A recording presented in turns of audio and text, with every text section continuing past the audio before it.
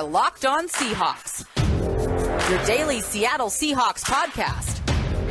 Part of the Locked On Podcast Network, your team every day.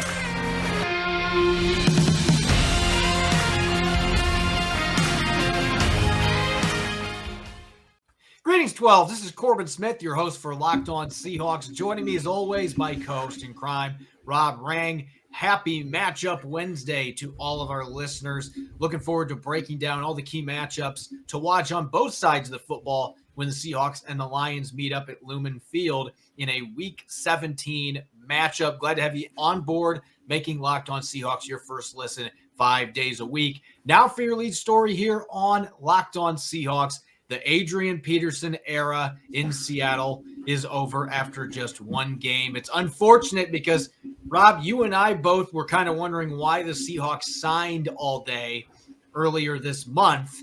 Being a 36-year-old running back, the team was 3-8 at the time. Just didn't seem like it made a lot of sense. But now in retrospect, we got to see Adrian Peterson play one game for the Seahawks. He made a bit of history in that game for Seattle. But more importantly, we've seen Rashad Penny take off the last 4 weeks, and Penny has credited Adrian Peterson for his presence as a mentor. And Pete Carroll talked about how everybody's responded to seeing him on the practice field, the way that he works, how he carries his business. It's really had a major impact on Rashad Penny, and I think that's been a big part of the reason that he's had the best 4-game stretch of his career this month. I absolutely agree. I think that when Seattle signed Adrian Peterson, there was a lot of talk out there about, why are you signing this older player who is unlikely to be able to make any type of significant impact on the field? Well, you signed him to make the impact off the field.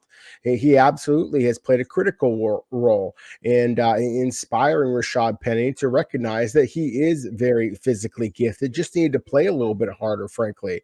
Something that Adrian Peterson has done throughout his entire NFL career, going back to his college days at Oklahoma. There are very few players out there who play the game with the joy that Adrian Peterson does.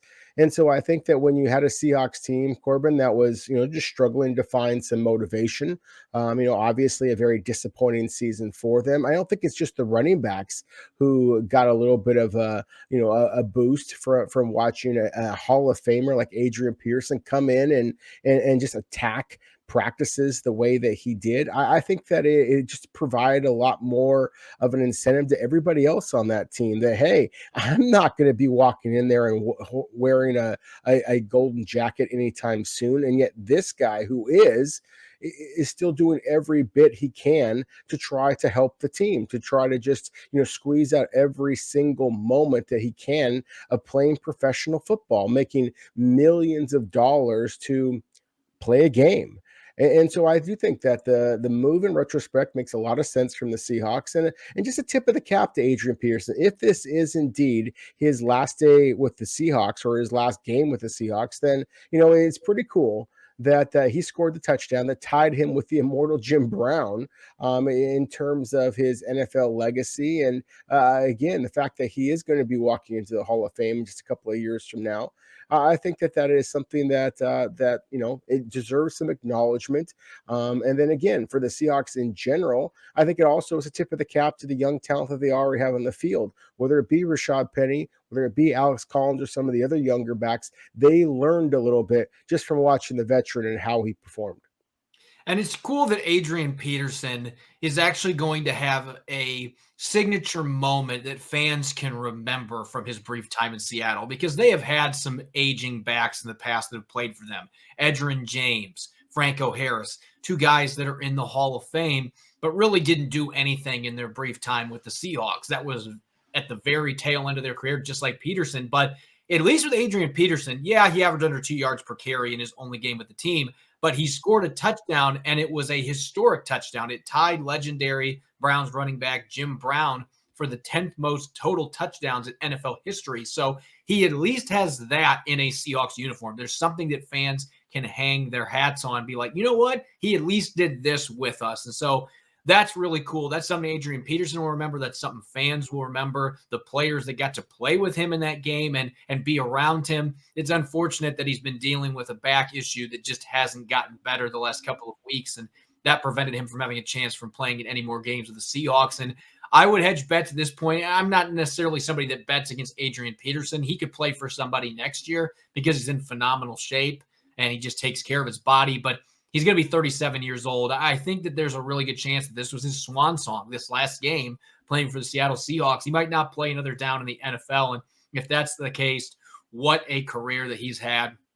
Over 14,000 rushing yards, 126 total touchdowns, 7-time Pro Bowler, 4-time first-team All-Pro, 3-time rushing champion, and 1-time league MVP with over 2,000 rushing yards in 2012, coming off of a torn ACL, which is still one of the most remarkable achievements that I've ever seen in the NFL. So if this is it, a great career for Adrian Peterson, and he certainly made an impact both on and off the field in his very brief time that he's with the Seahawks.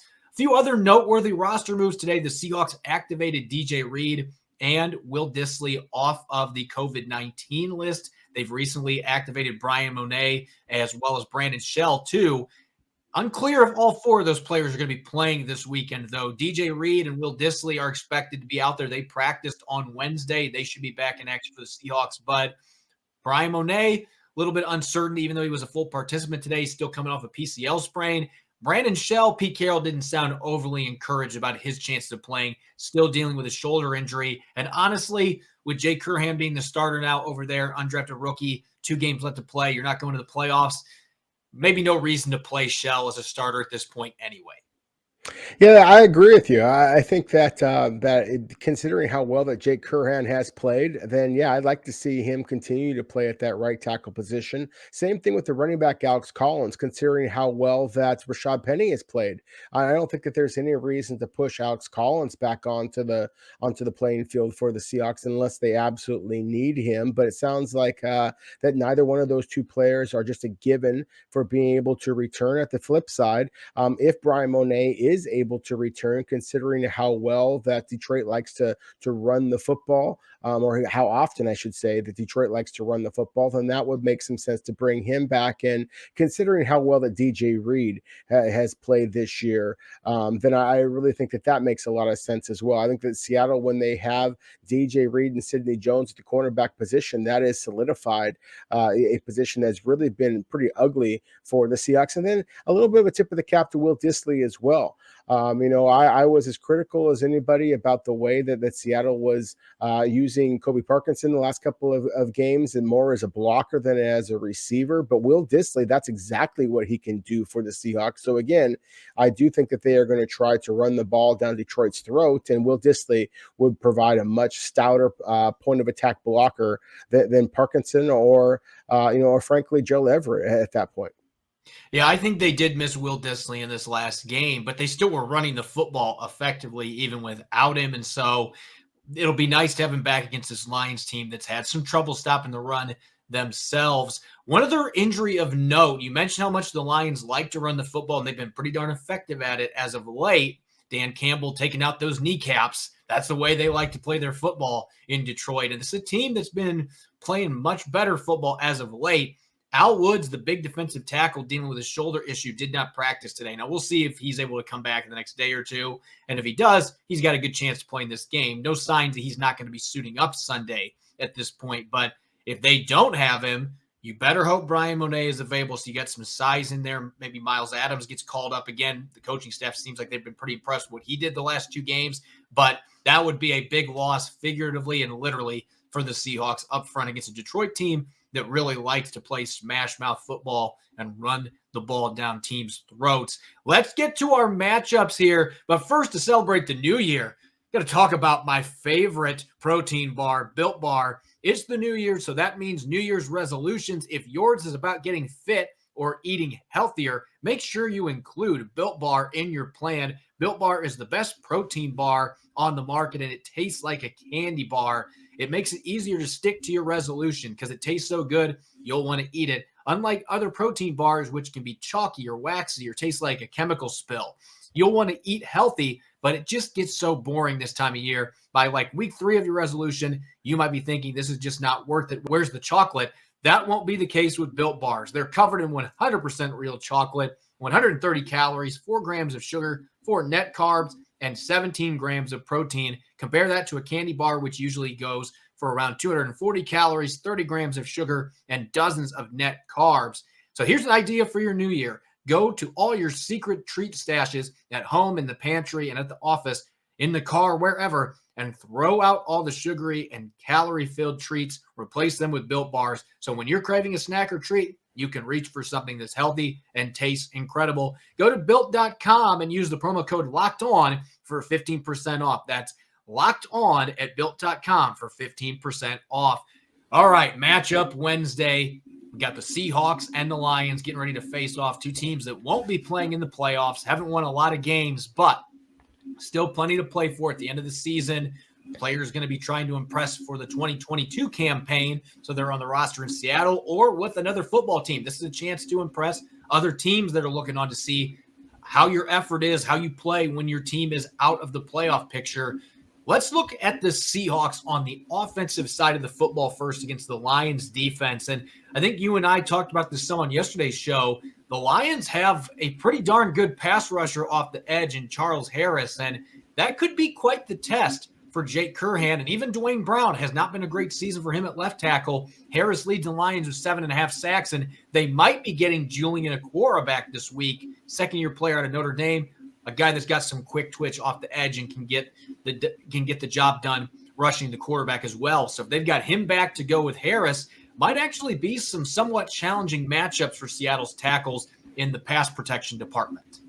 Yeah, and I think that anytime you're talking about the Seahawks, then you have to focus in on their ability to protect Russell Wilson. And as you just mentioned, Corbin, it's basically been a one-man show for the Detroit Lions so far this year. Charles Harris is 7.5 sacks, more than double anybody else on Detroit's roster. Okwara coming back, Austin Bryant, the former pass rusher from the Clemson Tigers, also has been making some fairly decent plays. Had a sack this last week, and so I do think that is something that Seattle has to be able to exploit. Frankly, they have to be able to slow down Charles Harris. They have to be able to give Russell Wilson some time in the pocket. If they are able to do so, then I think that he is going to have one of the cleaner pockets, that he's had so far this season. He should be able to throw the football, in a pretty well in this particular game, which would kind of lead me into the matchup that I am most intrigued by. I want to see, first off, if DK Metcalf is going to play. He missed Wednesday's practice with a foot injury, although he's been doing that for much of the second half of the season. So I do fully expect him to be playing in this game. But still, when you consider how many injuries the Detroit Lions have had at the cornerback position, it's very similar to what Seattle has struggled with so far. But you look at guys like A.J. Parker, a 5'11", 178-pounder, Will Harris, the converted safety at 6'1", 207 pounds. If you have to, Melanfonu, former Seahawk draft guy that we talked about a lot, but is intriguing. His straight line speed, has great size, 6'3", 210 pounds, but he hasn't changed directions the way that DK Metcalf and Tyler Lockett do. I really think that this is a matchup that Seattle should be able to exploit their receivers against Detroit's cornerbacks. But again, as you talked about before, it all comes down to Seattle has to first protect Russell Wilson if they expect him to be able to get the football to their playmaking wide receivers.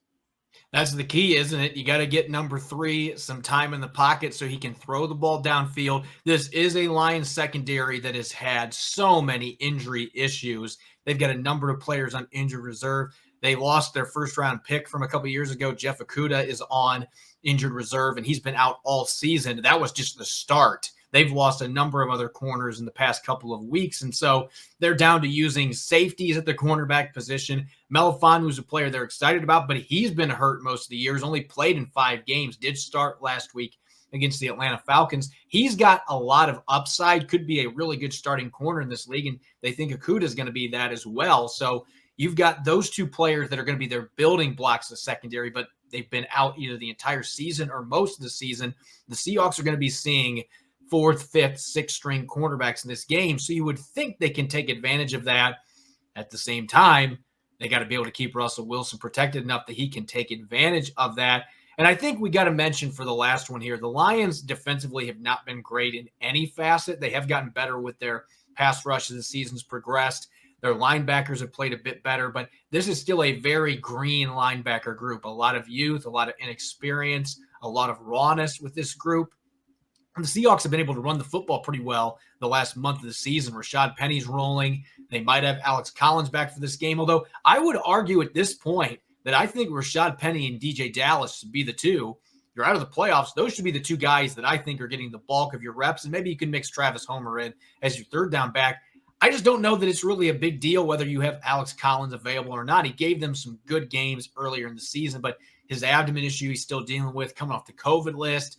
He's going to be a free agent in the offseason. It just doesn't seem like he's necessarily part of your future in the backfield, whereas Rashad Penny still could be with the way that he's playing, and DJ Dallas absolutely could be, and Travis Homer even with his third down capabilities. Those guys could be the future of your backfield. You can maybe get Chris Carson back, but those should be the guys playing this game. But I think that this is a matchup when you look at the linebackers. Derek Barnes, the rookie out of Purdue, is a player that I liked a lot in the pre-draft process, but he's only started a handful of games. Again, an inexperienced, raw player that's got some room to grow. I think you can take advantage of him in the run game and with your running backs as pass catchers as well.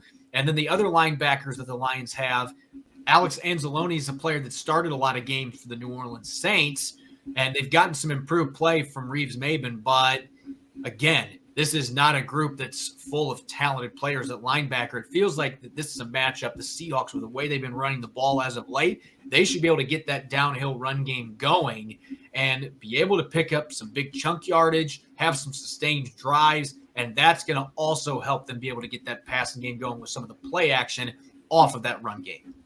Yeah, I agree with you 100%. I mean, this is a matchup that Seattle should be able to exploit. As you mentioned, Anzaloni was a good football player with the New Orleans Saints. He was a good football player at the Florida Gators before, just struggled with injuries. But he's instinctive. He is physical. He's not a terrific athlete. Jalen Reeves-Maybin, on the other hand, is a terrific athlete. He was built more like a safety, though. He's not a real big guy. He's 220 pounds soaking wet.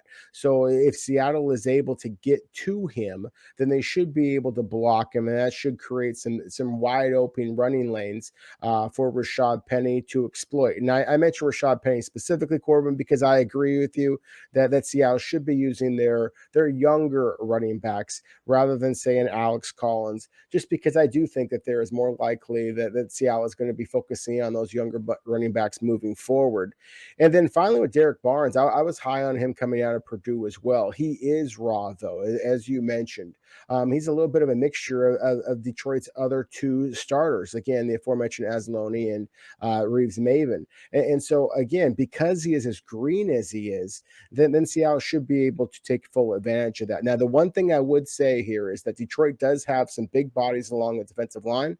They've got a nose guard in particular, Elie Mcneill, who was playing pretty good football here recently. We talked a lot about the way that Al Woods and Brian Monet have been able to make some big splashy plays for the Seahawks in the interior.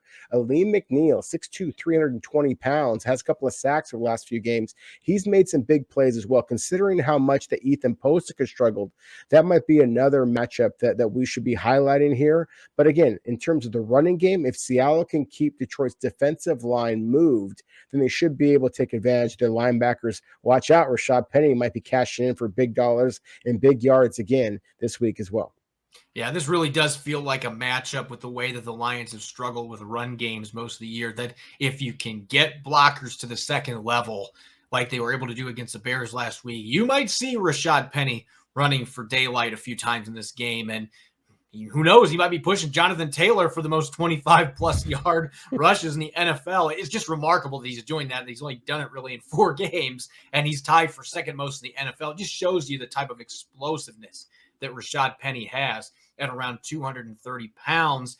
We're going to switch gears now. Seahawks going on defense against the Lions on offense. There's a lot of uncertainty who's going to be available for Detroit this weekend, including at the quarterback position. Jared Goff came off the COVID list, but now he's dealing with a knee injury and did not practice on Wednesday. So who knows if Goff will be under center. If not, it'll be Tim Boyle. Before we get to that matchup, make sure to check out the Ultimate College Football Playoff Preview 2021, local experts, betting advice, and draft analysis. The most comprehensive college football playoff preview is live now, so make sure to check it out. All right, let's get to the matchups here. Seahawks defense against Lions offense. This is a Detroit offense that as of late has been playing a lot better, and they were helped by the addition of Josh Reynolds, who Seahawks fans should know really well. He played several seasons for the Rams, so he was catching passes from Jared Goff in Sean McVay's offense. He signed with the Titans in free agency, had an injury. Things just didn't work out in Tennessee,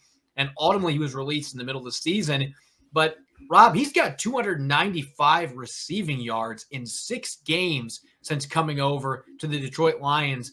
Hooking back up with Jared Goff, he's been able to pick up where he left off last year. He's put up some good numbers.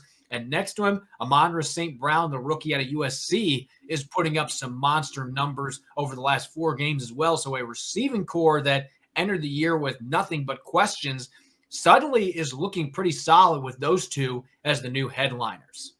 Yeah, that's the thing is that, if Seattle does in fact have DJ Reed back on the field as well as Sidney Jones, then I feel pretty good about their matchups against Detroit's wide receivers. But yeah, I love that you highlight these 2 receivers in our top matchup here for Seattle defensively against the Lions, because I really think that is the way that the Lions actually could surprise Seattle. But everybody knows that Dan Campbell and the Detroit Lions are going to look to establish the run. That's been their mentality since day one. When Campbell took over as head coach of this club, and the way that they drafted and the way that they brought in free agents. But Josh Reynolds is a deep threat. He obviously has a rapport with his former Rams quarterback, Jared Goff. And so because both of Seattle's corners in Jones and Reed, again, are in that 5'10", 5'9" type of range, and that Reynolds is 6'3" and can absolutely fly, then this is a concern. Now, Jared Goff doesn't have the strongest arm in the league, but he does have good touch on the deep ball. That Quandre Diggs would love to get another interception against, this time against his former team, the Detroit Lions, and obviously just push up his price that much more with undrafted free agency here in just a couple of weeks away. But at the same time, I do think that it's critical to kind of focus in on Seattle's cornerbacks and just the drop off in talent that we have seen when DJ Reed is not on the field. So let's assume for a moment that DJ Reed is not available. If it is in fact John Reed, if it is in fact Bless Austin, I don't know that either one of them have the straight line speed to be able to run with Josh Reynolds. And Amon-Ra St. Brown, as you mentioned, in highlighting him just a moment ago, I mean, his versatility, the creativity that Detroit has shown and how they've lined him up. They put him in the backfield, they put him in motion, they put him at slot, they put him at flanker. They really have shown a lot of creativity for a rookie to be able to have that much, different avenues in which he could make big plays for the Detroit Lions. To me, it's just a commitment to the youth that the Lions have shown. And one of the reasons why the team is playing such good football for them right now. Yeah, St. Brown out of the slot. You might want to include Hugo Amadi here. And I mentioned on yesterday's show, I feel like he's been exposed at a lot of times this season. He's gotten in trouble, getting a little bit too grabby, has gotten holding penalties at the most inopportune times. He's had some issues wrapping up ball carriers. He has 11 missed tackles already this year. So they might be looking to take advantage of that, working St. Brown out of the slot, get the football to him, and let him create after the catch. And that's something that he's done really well the last 4 games. You mentioned the run game, though. What Dan Campbell wants to do, he wants to run the football. Going back to that biting the kneecaps off of other teams, they want to be a physical smash mouth football team. And they've been able to do that even without DeAndre Swift, who's been out since week 12. Well, he practiced today. So there's a really good chance they're going to have their former first-round pick out of Georgia back in the lineup to 1-2 punch with Jamal Williams, who's a good between the tackles runner, spent his first couple of years in Green Bay, so the Seahawks know him from that particular team, but he's a good between the tackles runner. And DeAndre Swift's got that home run hitting ability, and what makes him especially difficult to defend is he's a very good pass catcher out of the backfield. And we've seen the issues Seattle's had. Knock on wood, they've been better at defending screens the last couple of games. But DeAndre Swift would be a very difficult draw in that regard because he is a playmaker. He's a player that can catch a screen pass, go off of one block, and then be gone. And he's got the ability to do that out of the backfield as a runner, too. And so Bobby Wagner and Jordan Brooks. I thought Jordan Brooks had a very good game against the Bears. He did miss a couple tackles. Bobby Wagner missed 3. He's had some issues tackling the last couple weeks that we normally don't see from the future Hall of Famer. You guys better wrap. You better take perfect pursuit angles. If you don't, this Lions football team can run the football. Their line's been playing well. The onus is going to fall on those linebackers to wrap up and make tackles, and the defensive tackles in the interior have to play well too, especially if you don't have Al Woods. Again, that would be a huge loss for the Seahawks in the middle in this game, given the Lions' propensity for running the football and trying to grind it out offensively. You don't have Al Woods in the middle plugging things up. It's going to make it that much tougher for the Seahawks to be able to stop Detroit's run game. And so that might be my number one matchup in this game for the Seahawks on defense. Are you going to be able to slow down the run game? And their running backs and receivers out of the backfield are going to be a potential problem too. Yeah, I have to agree with you. I mean, as much as I like the idea of Seattle's cornerbacks against Detroit's wide receivers and Jared Goff and the possibility of Quandre Diggs, again, being able to get an interception against his former team, all of that, I think when it just comes down to X's and O's, this is the matchup. It is Seattle's front 7 against the Detroit Lions running game because, that's what Dan Campbell wants to do. This team runs the football an awful lot. They have a true thunder and lightning kind of attack. DeAndre Swift is a dynamic back, not only as a runner, but also as a receiver, as you mentioned. Jamal Williams has been very much the similar kind of a downhill running tough guy kind of mentality that Adrian Peterson brought to Seattle, as we talked about in the first segment there. And so the fact that he has started so many more games than DeAndre Swift did for the Lions, even this season, even when Swift was healthy, I think is a testament to the fact that the Lions do believe that he brought a little bit more firepower, to their team, even though he doesn't have that breakaway speed. He just has that mentality. So I think it's going to be interesting to see how the Lions, use their two backs against the Seahawks, which, a club that has been pretty stout up the middle when they've had Al Woods. And it's not that Al Woods is just a run stuffer. As anybody who's been paying attention to the Seahawks for the last couple of months, they've seen Al Woods become quite the effective pass rusher as well. So it would be a huge loss if he is not involved in this football game. And one other note I would mention is that, again, any time that it's close, if it's third and close, fourth and close, this is the Detroit Lions team, Corbin, as you probably know, that leads the NFL in attempts on fourth down. Dan Campbell is going for broke. He is trying, and it's that type of mentality that I think, again, has his young Lions team playing so hard for him. So the Seahawks had better buckle up, because it's not just going to be 3 downs and then they punt. They're going to be going for on fourth downs a few times as well. And so Seattle has shown some effectiveness on fourth down. They're going to have to be that much more effective. Otherwise, Detroit could sneak into Seattle and walk out with the win. Let's talk pass rush real quick, because I think that that's one other thing, especially if Jared Goff is playing this game. He isn't the most mobile of quarterbacks. And his backup, Tim Boyle's got a little more mobility, but not a guy that's super spry either. And the tackles for the Lions, you got Penei Sewell, their first-round pick out of Oregon, and Taylor Decker, a former first-round pick out of Ohio State. Those two guys, first-round pedigree, might potentially be a problem for the Seahawks, but we also know how well Carlos Dunlap and Rasheem Green have been playing. And Darrell Taylor, been a little quiet the last couple games, but his speed might actually be a real difference maker, especially going against a player like Decker that has had some issues in the past against really athletic pass rushers that have good burst flying upfield.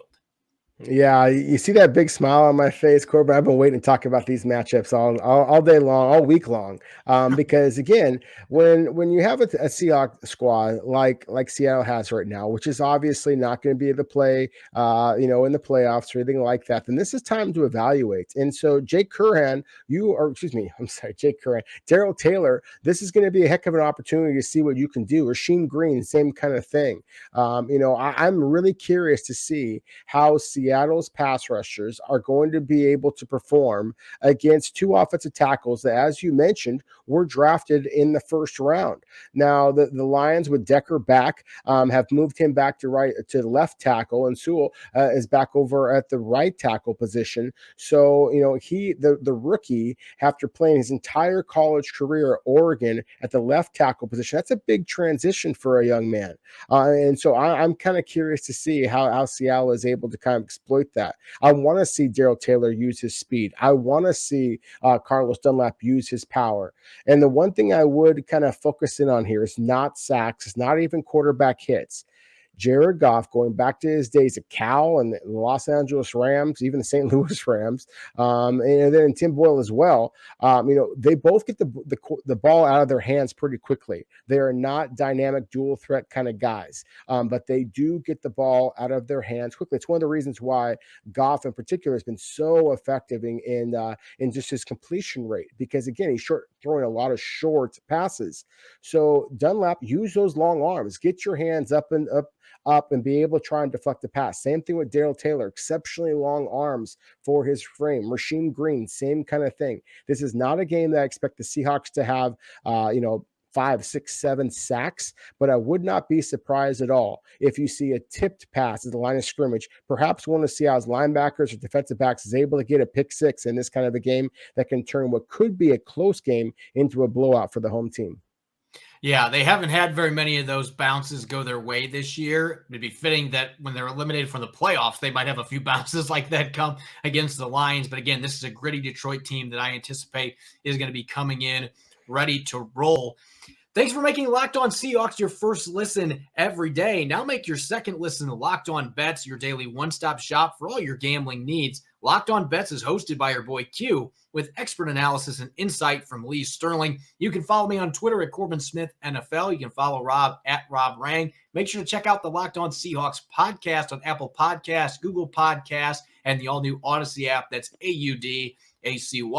Coming up tomorrow, going to be back to the grind with our Locked On crossover series. I'll be teaming up with Matt Derry of Locked On Lions to preview Sunday's upcoming Week 17 matchup at Lumen Field. You won't want to miss it. Thanks for listening in. Enjoy the rest of your Wednesday. Go Hawks.